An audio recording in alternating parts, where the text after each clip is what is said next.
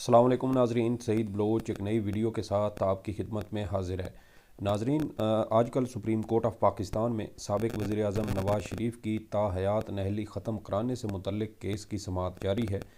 Chief justice काजी फ़ाइज़ ईसा नवाज़ शरीफ साहब की ताहयात नहली ख़त्म कराने के हवाले से इस कदर संजीदा हैं कि सुबह से शाम 6 बजे तक लगातार सुप्रीम कोर्ट में इस केस की समाअत हो रही है। सुप्रीम कोर्ट नवाज़ शरीफ साहब की ताहयात नहली ख़त्म कराने के हवाले से ज़मीन आसमान के कलाबे मिलाती नज़र आती है, लेकिन अभी तक सुप्रीम कोर्ट को बज़ाहिर कोई ऐसा रास्ता दिखाई नहीं दे रहा जिसकी बुनियाद पर नवाज़ शरीफ साहब की ताहयात नहली ख़त्म करवाई जाए। जो अदालती मुआविनीन अदालत की जानब से मुकर्रर किए गए थे, उन्होंने भी सुप्रीम कोर्ट को एक बंद गली में खड़ा कर दिया है और बज़ाहिर सुप्रीम कोर्ट के पास अब दो रास्ते ऐसे नज़र आते हैं जिससे सुप्रीम कोर्ट किसी तरह इस मामले से निकल सकती है। वो रास्ते कौन से हैं वो तफसीलात आपके साथ शेयर करेंगे। लेकिन चीफ जस्टिस काजी फ़ाइज़ ईसा साहब इलेक्शन शेड्यूल के पेश नज़र ताहयात नहली का जल्द अज जल्द फ़ैसला करना चाहते हैं, जिसका फ़ायदा बज़ाहिर नवाज़ शरीफ को होगा, मगर यही चीफ जस्टिस पाकिस्तान की सबसे बड़ी सियासी जमात PTI के ख़िलाफ़ बदतरीन धांधली और हल्का बंदियों में तब्दीली के इल्ज़ामात के जो संगीन मामला है उसको बादियो नज़र में इलेक्शन के बाद हल करना चाहते हैं या हल करने का इरादा रखते हैं।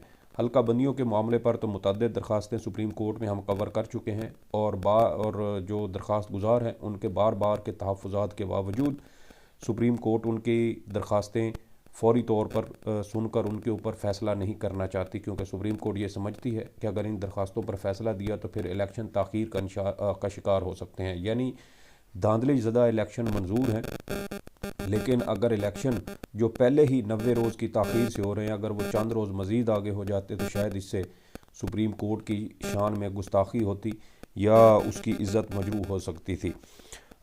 इसके अलावा कुछ और अहम बातें मसलन जैसे कि चीफ जस्टिस काजी फ़ाइज़ ईसा साहब के आज के जो रिमार्क्स हैं, इस वीडियो में हम ज़्यादातर उन रिमार्क्स को फोकस करेंगे कि चीफ जस्टिस साहब के जो रिमार्क्स हैं ताहयात नहली ख़त्म करने के हवाले से वो क्या उनका नुक्ता नज़र क्या है। इस्लामी टच चीफ जस्टिस साहब ने गुज़श्ता रोज़ भी दिया और आज भी केस की समाअत के दौरान चीफ जस्टिस काजी फ़ाइज़ ईसा मुसलसल इस्लामी टच देते रहे और बज़ाहिर चीफ जस्टिस साहब इस्लामी नुक्ता नज़र के तहत नवाज़ शरीफ साहब की ताहयात नहली ख़त्म कराना चाहते हैं। लेकिन अगर इस्लामी नुक्ता नज़र से भी काजी साहब इस ताहयात नहली को ख़त्म करने की कोशिश करते हैं तो फिर इसमें भी बहुत सारी रुकावटें हैं।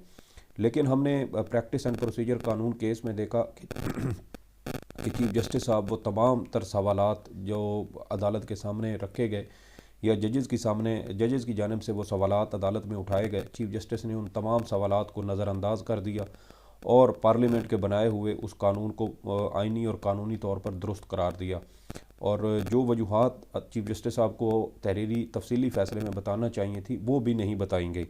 अब आपको बताते हैं कि चीफ जस्टिस साहब के आज की समाअत के दौरान उनके क्या रिमार्क्स थे, क्या ऑब्जर्वेशंस थी, वो आपके साथ शेयर करते हैं। यकीनन आपको जो है वो पसंद आएंगी, क्योंकि इस तमाम तर जो आज की समाअत की जो कार्रवाई आपके साथ शेयर करेंगे इसमें हम सिर्फ चीफ जस्टिस साहब के जो ज़्यादातर रिमार्क्स हैं उनके ऊपर फोकस करते हैं।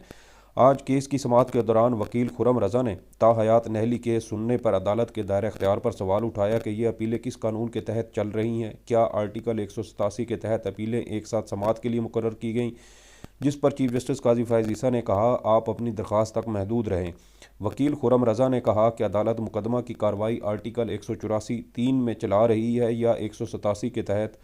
आर्टिकल 62 में कोर्ट ऑफ लॉ की तारीफ़ नहीं बताई गई। चीफ जस्टिस ने कहा आर्टिकल 199 हाई कोर्ट को जबकि आर्टिकल 184(3) सुप्रीम कोर्ट को एक इख्तियार देता है। सवाल ये है कि आर्टिकल 62(1)(f) सुप्रीम कोर्ट को कोई इख्तियार देता है? क्या आर्टिकल 62(1)(f) ट्रिब्यूनल को भी ताहयात नहली का इख्तियार देता है या ताहयात नहली का ये इख्तियार सीधा सुप्रीम कोर्ट के पास है? जब आर्टिकल 62(1)(f) के तहत कोई ट्रिब्यूनल ताहयात नहल नहीं करता तो सुप्रीम कोर्ट कैसे कर सकती है? उन्होंने मज़ीद कहा कि क्या सुप्रीम कोर्ट इलेक्शन मामले पर एपलेट फ़ोरम के तौर पर काम नहीं करती? इजाफी इख्तियार ताहयात नहली वाला कहाँ लिखा है? वकील खुरम रज़ा ने कहा कि सुप्रीम कोर्ट डिक्लेरेशन दे सकती है, जिन केसेस में शवाहिद रिकॉर्ड हुए हों वहाँ सुप्रीम कोर्ट भी डिक्लेरेशन देने का इख्तियार रखती है। जिस पर चीफ जस्टिस साहब ने कहा कि एक इलेक्शन में कोई ग्रेजुएट ना होने पर नहल हुआ हो और अगली बार ग्रेजुएशन की शर्त ही ना हो तो अगली बार नहल कैसे होगा। एक शख्स दयानतदारी से कहता है वो मैट्रिक पास है और उस पर वो अगले इलेक्शन में भी नहल कैसे होगा। आपने जो तफरीक बताई उससे मुत्तफिक नहीं। ऐसे तो कोई गैर मुल्की भी इलेक्शन लड़कर मुंतखब हो सकता है। अब यहाँ चीफ जस्टिस ने केस को इस्लामी टच देना शुरू किया और कहा कि शुरू में तो मुसलमान सिर्फ 2-4 ही थे। इस्लाम में तौबा का तसव्वुर मौजूद है। इस्लामी अहकामात के ख़िलाफ़ तो कोई इस्तदा या दलील नहीं सुनेंगे। तो चीफ जस्टिस साहब, अगर तौबा का तसव्वुर बिल्कुल मौजूद है, अल्लाह पाक ने कुरान मजीद में भी इस बारे में बार बार ज़िक्र किया है, लेकिन तौबा का एक तरीक़ाकार है। क्या जो शख्स चोर हो या जिसने कोई जुर्म किया हो, क्या तौबा करने से पहले वो अपनी उस गलती को तस्लीम नहीं करता? क्या उसके बाद वो नदामत का इजहार नहीं करता? क्या वो तौबा ताइब नहीं होता? क्या वो उस बारे में अल्लाह से माफ़ी नहीं मांगता? ये तमाम मराहिल तय करने के बाद उसकी तौबा मंजूर होती है। और फिर उससे ये भी जो है वो मुख्तलिफ मौक़े पर यह भी होता है कि उससे ये भी कहा जाता है कि अगर तुमने दोबारा खिलाफ वर्जी की तो फिर अपनी सज़ा भी खुद बता दो, यानी अगली खिलाफ वर्जी पर उसको सज़ा क्या होगी ये भी उससे मनवाया जाता। तो फिर जिन्होंने चोरियां की हैं, जिन्होंने इस मुल्क की दौलत लूटी है, इस मुल्क की, इस कौम की और इस मुल्क का पैसा लूटा है, चोरी की है, फिर उनसे भी पहले मनवाएं कि उन्होंने वाकई करप्शन की है, लूट मार की है। उसके बाद वो उस पर नदामत का इजहार करें, माफ़ी मांगे और फिर शायद ये कौम इस हवाले से कोई सोच सके कि इनको माफ़ करना है या नहीं करना। इसके अलावा जस्टिस मंसूर अली शाह साहब ने इस मौके पे कहा कि कत्ल और अगवा जैसे केसेस में तो बंदा दोबारा इलेक्शन का अहल हो जाता है। वकील खुरम रज़ा ने इस्लामी असूलों का हवाला दिया तो चीफ जस्टिस पाकिस्तान ने कहा आप इस्लाम की बात करते हैं तो फिर इसकी सपोर्ट में कोई दलील भी दें। तौबा और राह रास्त सिरात मुस्तकीम पर वापस आने का असूल इस्लाम में है। इस तरह तो खुलफाए राशिदीन फिर वापस ही नहीं आ सकते थे। जिस पर जस्टिस मंसूर अली शाह ने कहा कि हम मौजू बदल लेते हैं, यानी ये ऐसी बातें थीं जो शायद जो दीगर जजेस बेंच में शामिल थे वो भी इनको जो है वो दुरुस्त तरीके से हज़म नहीं कर पा रहे थे। काजी साहब ने मज़ीद कहा कि मेरी नज़र में मुनाफिक काफिर से ज़्यादा बुरा है। हमें छोटी चीज़ों की बजाय बड़े मंजरनामे को सामने रखना चाहिए। कोई आमिर आकर तरमीम कर देता है कि अवामी नुमाइंदगी करने वाले ग्रेजुएट हों, फिर एक आमिर आता है वो अपने तौर पर कोई नई तरमीम ले आता है। हम भी अजीब हैं, आमरों की गई तरामीम को सपोर्ट कर रहे हैं जो खुद आइन शिकनी में मुलविस थे। यहाँ पर बंदूक की नोक पर भी आइनी तरामीम हुई हैं। फ़ौजी आमिर के आगे आप लोग बात नहीं करते। फिर इसके बाद फ़ौजी आमरों की, जैसे कि वो सिलसिला चल रहा था, फिर फ़ौजी आमरों की शामत आ गई। चीफ जस्टिस पाकिस्तान ने कहा कि नाअहली की ये शिकें एक डिक्टेटर ने शामिल की, दुरुस्त या गलत, या तो हम फिर डिक्टेटरशिप को मान लें। एक डिक्टेटर आया, दूसरा आया, तीसरा आया, सबको उठाकर बाहर फेंका। काफिर को पता नहीं होता, मुनाफिक सब जान के कर रहा होता है। पार्लियामेंट ने एक कानून की किताब बनाकर हमें दी। एक शख्स टहलता हुआ आता है, कहता है नहीं ये सब कुछ ख़त्म। काजी साहब ने अपनी बात जारी रखते हुए कहा कि अमरों ने सादिक व अमीन वाली शर्त अपने लिए क्यों ना डाली। तरामीम भी गन पॉइंट पर आईं। कुछ लोगों ने कहा चलो आधी जमहूरियत भी आमरीत से बेहतर है। आइन का तकद्दुस तब होगा जब हम उसे मानेंगे। या तो हम कह लेते हैं कि बंदूक का तकद्दुस मानेंगे। यहाँ बैठे 5 जजेस की दानिश के साथ पार्लियामेंट में बैठे लोगों से पार्लियामेंट में बैठे लोगों से ज़्यादा कैसे हो सकती है। बिल्कुल दुरुस्त बात है। पार्लियामेंट से अगर ज़्यादा नहीं हो सकती तो फिर सुप्रीम कोर्ट पार्लियामेंट के बनाए हुए कानून या आइन में की गई तरमीम की तशरीह कैसे करती है। फिर इसका मतलब ये है कि पार्लियामेंट को खुद ही आइन की तशरीह भी करनी चाहिए। फिर तो सुप्रीम कोर्ट का ये इख्तियार ही नहीं बनता कि वो सुप्रीम कोर्ट पार्लियामेंट के बनाए कानून या पार्लियामेंट की बनाए किसी आइनी शे की या तरमीम की कानून उसकी बैठ कर तशरीह करे। यहाँ पर फिर सुप्रीम कोर्ट कहती है कि पार्लियामान में कानून साजी करना पार्लियामेंट का इख्तियार है, जबकि उसकी तशरीह करना सुप्रीम कोर्ट का इख्तियार है। तो मेरे ख्याल में चीफ जस्टिस साहब जो हैं वो शायद नवाज़ शरीफ साहब की मोहब्बत में हर वो काम करने को तैयार हैं जिससे किसी भी तरह से ताहयात नहली ख़त्म होती हुई नज़र आए या कोई ऐसा रास्ता उनको नज़र आए।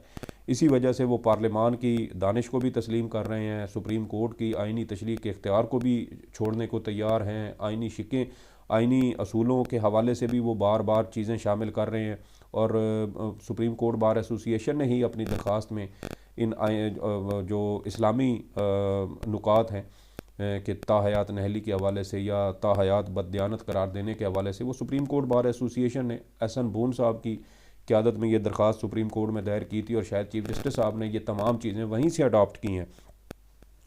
केस की समाअत के दौरान एक मौके पर चीफ जस्टिस साहब ने कहा, चीफ जस्टिस ने वकील खुरम रज़ा को मुखातिब करते हुए कहा कि आप क्या कहना चाहते हैं कि 326 अरकान की दानिश कम और 5 जजेस की ज़्यादा है। अगर पार्लियामान की इज्तिमाई दानिश सुप्रीम कोर्ट के जजेस से ज़्यादा है तो फिर सुप्रीम कोर्ट आइन की तशरीह का इख्तियार कैसे इस्तेमाल करती है। यही बात जो मैंने आपके वो कही। तो फिर वो जो मुंतखब नुमाइंदों का बनाया हुआ कानून है या आइनी तरमीम है, फिर तो वो सुप्रीम कोर्ट कलअदम ही करार नहीं दे सकती। तो ये वो कुछ चीज़ें हैं जो चीफ जस्टिस साहब पता नहीं वक्त के साथ इनको वो चीज़ समझ नहीं आ रही या फिर वो नवाज़ शरीफ साहब के लिए इन सारी चीज़ों को इग्नोर कर रहे हैं। चीफ जस्टिस ने मज़ीद कहा कि अगर फ़ैसले में लिखा जाता है कि नहली की मुद्दत मुकर्रर नहीं इसलिए नहली 2 साल होगी तो क्या होता है। फ़ैसले की कोई ना कोई मंतक होनी चाहिए। जिस पर वकील खुरम रज़ा ने कहा कि 2 साल नहली का आइन में कहीं नहीं लिखा। चीफ जस्टिस ने कहा ऐसे तो ताहयात नहली का भी नहीं लिखा हुआ। जस्टिस मुसर्रत हिलाली ने इस मौके पे पूछा कि सादिक और अमीन की तारीफ़ क्या होगी। वकील उस वक्त उस्मान करीम वकील थे, उन्होंने अपने दलाइल शुरू किए हुए थे। उस पर वकील उस्मान करीम ने कहा कि सादिक व अमीन ने इस्लामी और सादिक और अमीन की इस्लामी तारीफ़ और लुगत वाली तारीफ़ अलग अलग होगी। गैर मुस्लिम पर भी सादिक और अमीन का इतलाक़ किया गया। यहाँ अमीन का मतलब इस्लाम वाला नहीं लिया जाएगा। अगर इस्लामी तारीफ़ की जाएगी तो फिर ये तारीफ़ गैर मुस्लिम पर लागू नहीं होगी। चीफ जस्टिस साहब ने कहा आइन तो इंग्लिश में था, क्या आइन साज़ों को सादिक और अमीन की अंग्रेज़ी मालूम नहीं थी। जनरल ज़िया या उनके वज़ीर को अमीन का मतलब मालूम नहीं था। चीफ जस्टिस ने मज़ीद कहा कि गैर मुस्लिम भी सादिक व अमीन हो सकते हैं। जबकि अभी गुज़श्ता जब समाअत हुई थी तो चीफ जस्टिस काजी फ़ायज़ ईसा साहब ने कहा था कि नबी करीम सल्लल्लाहु अलैहि वसल्लम के बाद कोई मुसलमान सादिक व अमीन होने का सोच भी नहीं सकता और आज एक गैर मुस्लिम को भी सादिक और अमीन बना दिया। मतलब चीफ जस्टिस साहब जैसा कि मैंने बताया कि हर करवट लेने को तैयार हैं। कभी वो कहते हैं कि नबी पाक के बाद कोई भी सादिक और अमीन नहीं हो सकता और हम उस मेयार पर पूरा नहीं उतरते, और आज कह दिया कि सादिक और अमीन जो है वो गैर मुस्लिम भी हो सकते हैं। तो अजीब चीफ जस्टिस साहब का जो है ना वो मंतक है, कोई समझ नहीं आती। कभी इस करवट हैं कभी उस करवट हैं। काजी साहब ने मज़ीद कहा कि सियासतदान अवाम के मुंतखब नुमाइंदे होते हैं। आमरों और सियासतदानों को एक साथ नहीं परखा जा सकता। आमिर आइन तोड़कर हुकूमत में आता है, मुंतखब होकर नहीं आता। सियासतदानों को ऐसे बुरा ना बोलें कि वो अवामी राय से वो अवामी राय से मुंतखब होते हैं। चीफ जस्टिस शायद बहुत उजलत में थे। उन्होंने कहा कि इलेक्शन सर पर हैं, हम इस मामले में जल्द फैसला करना चाहते हैं। यानी नवाज़ शरीफ की नाअहली ख़त्म कराने के लिए इतनी जल्दी है कि केस की तमाम जुज़ियात का जायज़ा ही नहीं लेने को भी तैयार नहीं है चीफ जस्टिस साहब। साथ कहते हैं कि किसी जमात की सहूलत के लिए केस नहीं सुन रहे। अगर ये बात है तो फिर इस केस को इलेक्शन के बाद सुन लेते। तो सही बात है ना काजी साहब कि अगर आप कहते हैं कि ये किसी जमात की सहूलत के लिए नहीं सुन रहे तो फिर आप केस इस इलेक्शन के बाद सुन लेते। आप हल्का बंदियों के ख़िलाफ़ जो एतराज़ात हैं वो भी तो इलेक्शन के बाद सुन रहे हैं, तो फिर ये भी सुन लेते।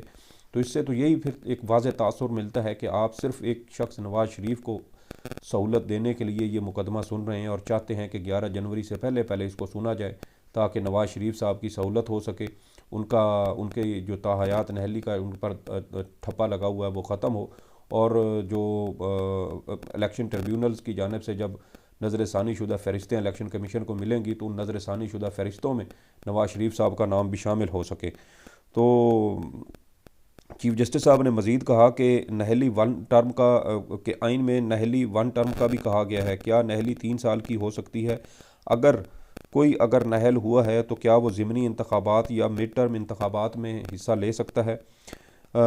यहाँ अदालत के मुमकिन फ़ैसले का भी जो है वो बताया गया है। मतलब कि अदालत का मुमकिन फ़ैसला क्या हो सकता है। वकील उस्मान करीम ने कहा कि सुप्रीम कोर्ट ताहयात नहली के फ़ैसले का दोबारा जायज़ा ले। ये बुनियादी तौर पे वो चीज़ है कि जहाँ पर ये सारी चीज़ें अब हमें जाती हुई नज़र आती हैं। वकील फ़ैसल सिद्दीकी साहब ने भी यही बात की कि ये सुप्रीम कोर्ट को अपने इस फ़ैसले का जायज़ा लेना होगा जो सुप्रीम कोर्ट ने ताहयात नहली के हवाले से 2018 में दिया था। और इस पर वकील उस्मान करीम ने मज़ीद कहा कि सुप्रीम कोर्ट ने नहली की मुद्दत की तयन की दुरुस्त तशरीह नहीं की। सुप्रीम कोर्ट अपनी गलती की तस्हीह कर सकती है, यानी सुप्रीम कोर्ट के पास अपने फ़ैसले को दुरुस्त करने के अलावा कोई हल नहीं है। अब देखना यह है कि काजी साहब कानून की जंबील से क्या करतब निकालते हैं। चीफ जस्टिस ने कहा कि आर्टिकल 63 में सज़ाओं का जिक्र किया गया है, लेकिन आर्टिकल 62(1)(f) में नहीं है। अब वकील उज़ैर भंडारी के दलाइल शुरू हो चुके थे। उन्होंने वकील उज़ैर भंडारी जो हैं ये अदालती मुआविन हैं। उज़ैर भंडारी ने कहा कि 62(1)(f) की सज़ाओं का तयन अदालतों ने किया। पार्लियामेंट ने कभी आर्टिकल 62 और 63 की लैंग्वेज तब्दील करने की कोशिश नहीं की। चीफ जस्टिस ने कहा एक मरतबा हल्फ की लैंग्वेज तब्दील हुई तो पूरा मुल्क बंद कर दिया गया। यहाँ पर शायद चीफ जस्टिस जो है, शायद इस मामले को छोड़ दिया गया। रियासत ने सोचा होगा इन लोगों से कौन डील करेगा।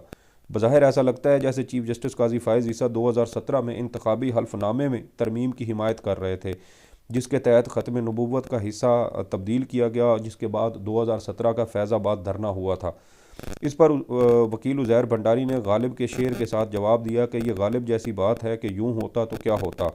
उज़ैर भंडारी ने अपनी बात जारी रखते हुए कहा कि तस्लीम शुदा हक़ाइक़ पर सुप्रीम कोर्ट भी डिक्लेरेशन दे सकती है, सिविल कोर्ट भी डिक्लेरेशन देने का इख्तियार रखती है। चीफ जस्टिस ने कहा हमने चीज़ों को आसान बनाना है, मुश्किल नहीं बनाना। हमने आरओ के लिए आसानी लानी है, मुश्किल नहीं लानी। हमें सिर्फ बताएं सज़ा ता हयात होगी या 5 साल। आपने तो रिटर्निंग अफसर को कोर्ट ऑफ लॉ बना दिया।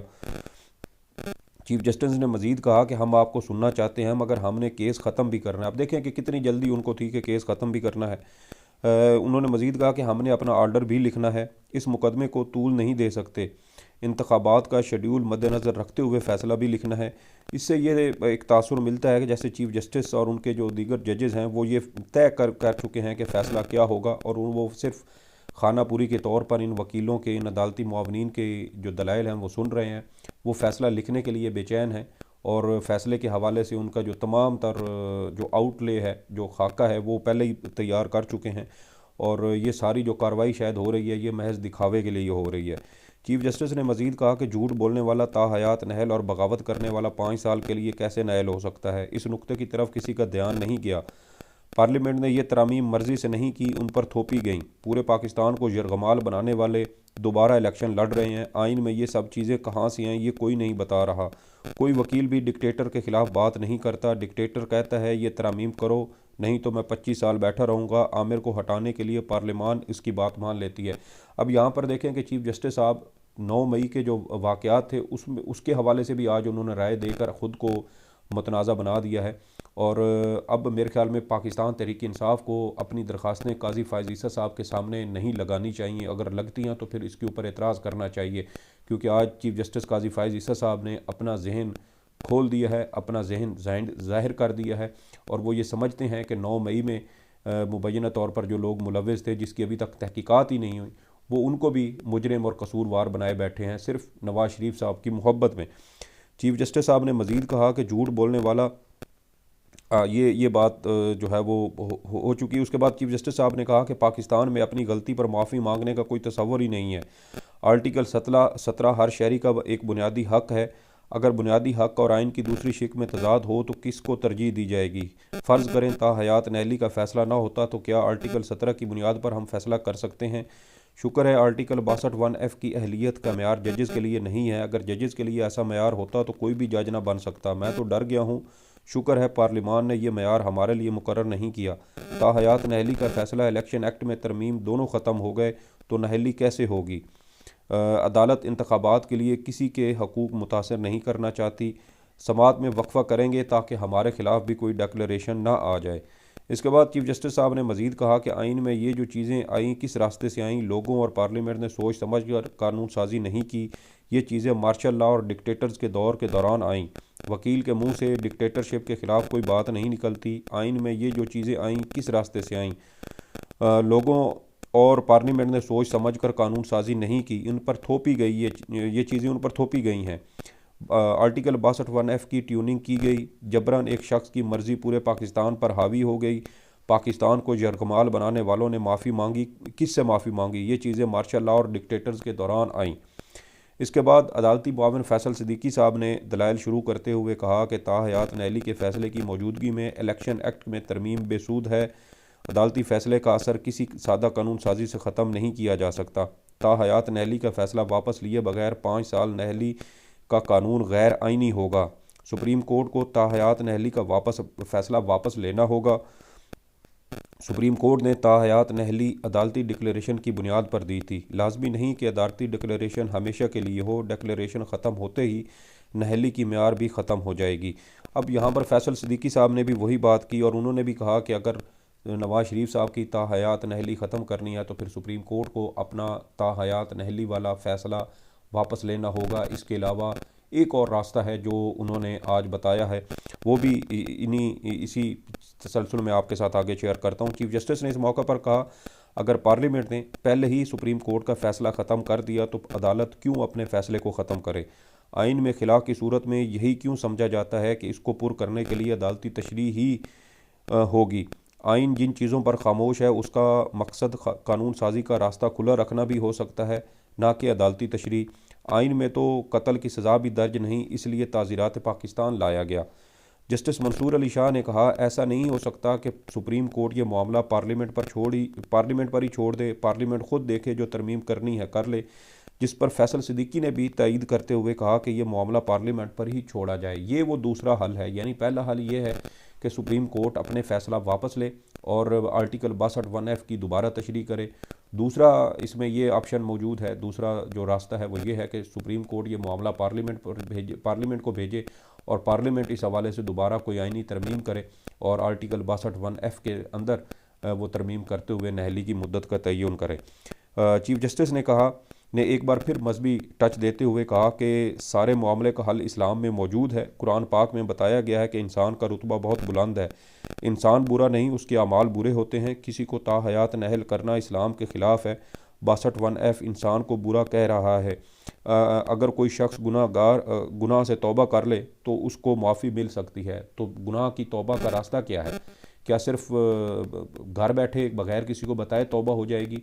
अगर काजी साहब कहते हैं कि नवाज़ शरीफ साहब जो है वो तौबा कर चुके हैं तो फिर नवाज़ शरीफ साहब अदालत में आए, अदालत में आकर उनसे बयान लिया जाए, उनसे बयान हल्फी लिया जाए और ये सारी कार्रवाई लाइव चलाई जाए, जिसमें ये नवाज़ शरीफ साहब इस बात का इकरार करें कि वो आइंदा कभी करप्शन नहीं करेंगे, वो आइंदा कभी इस कौम का पैसा नहीं लूटेंगे, वो आइंदा कभी बदउनवानी नहीं करेंगे, वो आइंदा कभी आवाम का पैसा लूट कर लंदन में फ़्लैट्स नहीं बनाएंगे और उसके बाद वो उसके ऊपर नदामत का इजहार करें, कौम से माफ़ी मांगे कि उन्होंने पहले पैसा लूटा और वो उस पर नादिम हैं, शर्मिंदा हैं और आइंदा वो कभी पाकिस्तानी कौम को धोखा नहीं देंगे और यहाँ कौम के पैसे की चोरी नहीं करेंगे, उसकी करप्शन नहीं करेंगे, लूट मार नहीं करेंगे, बाहर पैसा भेजकर मनी लॉन्ड्रिंग नहीं करेंगे और वहाँ जायदादें नहीं बनाएंगे। तो शायद फिर ये कौम नवाज़ शरीफ साहब को माफ़ करने के लिए भी तैयार हो जाए। तो ये तो नहीं हो सकता कि चीफ जस्टिस साहब जो हैं वो इस हवाले से अपनी कोई मनमानी कर लें और जो तौबा का एक तरीक़ाकार है जो दीन में भी दिया गया है उसको भी नज़रअंदाज कर दिया जाए। और इसके अलावा जो ताहयात नहली इस्लाम, चीफ जस्टिस साहब ने आज कहा कि ताहयात नहली इस्लाम के ख़िलाफ़ है क्योंकि इस्लाम में तौबा की गुंजाइश है, तो फिर सज़ाए मौत भी गैर इस्लामी करार दे दे क्योंकि वहाँ तो मुजरिम की ज़िंदगी चली जाती है। इससे कहें कि तौबा कर ले और घर जाए। फिर वही चीज़ें हैं कि आप जब अपने एंगल से इन चीज़ों को लेकर चलेंगे और कहेंगे कि बस तौबा हो गई और वो हर चीज़ माफ़ हो गई, तो फिर लोग सवालात करते हैं, बातें निकलती हैं, बात से बात निकलती है। जैसा कि आज चीफ जस्टिस साहब ने कहा कि ताहयात नहली इस्लामी असूलों के मुनाफी है। आज मैं शराबी हूँ और कल तौबा कर लेता हूँ तो अल्लाह माफ़ कर देगा। तो जनाब चीफ जस्टिस साहब, इस्लामी असूलों के मुताबिक अगर क्या एक चोर चोरी करने के बाद तौबा कर ले तो उसका हाथ नहीं काटा जाएगा? क्या एक ज़ानी ज़िना के बाद तौबा कर ले तो उसे संसार नहीं किया जाएगा? क्या कातिल अगर तौबा कर ले और मकतूलीन के वर्सा माफ़ ना करे तो खून का बदला खून से नहीं लिया जाएगा? ताहयात नहली की मिसाल ऐसे ही है जैसे कोई चोर एक कटे हुए हाथ के साथ बाकी सारी ज़िंदगी गुजार दे। अल्लाह के कानून में जालिम के लिए कोई गुंजाइश नहीं है, हाँ मगर सज़ा के बाद। यानी जो जुर्म किया फिर उसकी सज़ा तो मिलेगी। कुरान मजीद में फिर अल्लाह ताला बार बार ये कहता है कि अल्लाह की जो हद है वो हदूद लागू करने में किसी किस्म की हिचकिचाहट का शिकार ना हो। तो फिर यहाँ पर काजी साहब अगर हर मामले में ही माफ़ी देनी है तो फिर जो जेलों में लोग पड़े उन सबको भी माफ़ी दे दे, जो दहशतगर्द हैं फिर उनको भी माफ़ी दे दें, जो कत्ल के इल्ज़ाम में गिरफ़्तार हैं उनको भी माफ़ी दे दें, जिन्होंने चोरियाँ डकैतियाँ की फिर उनको भी माफ़ी दे दें, हर किसी को माफ़ कर दें। फिर नवाज़ शरीफ साहब के लिए आप जो रास्ता खोल रहे हैं फिर सबके लिए ये सहूलत दें। और सबसे आखिर में कि इस वक्त पाकिस्तान में हर चीज़ ठीक चल रही है और 25 करोड़ आवाम का सिर्फ एक ही मसला है कि जो नवाज़ शरीफ साहब की ताहयात नहली है वो किसी तरीके से ख़त्म करवाई जाए। एक तरफ काजी साहब कहते हैं वकील लतीफ़ खोसा साहब को कि हम आपके लिए जो है वो ज़्यादा देर नहीं बैठ सकते, आपको ज़्यादा वक्त नहीं दे सकते, और दूसरी जानब नवाज़ शरीफ साहब के लिए शाम 6 बजे तक लगातार समातें होती हैं, केस सुना जाता है ताकि नवाज़ शरीफ साहब की नहली ख़त्म की जा सके। ये कुछ तफसीलात थी जो आपके साथ शेयर करना थी। इस हवाले से आपकी जो भी आरा हो फीडबैक ज़रूर दीजिएगा। सईद बलोच को इजाज़त दें। अल्लाह हाफ़िज़।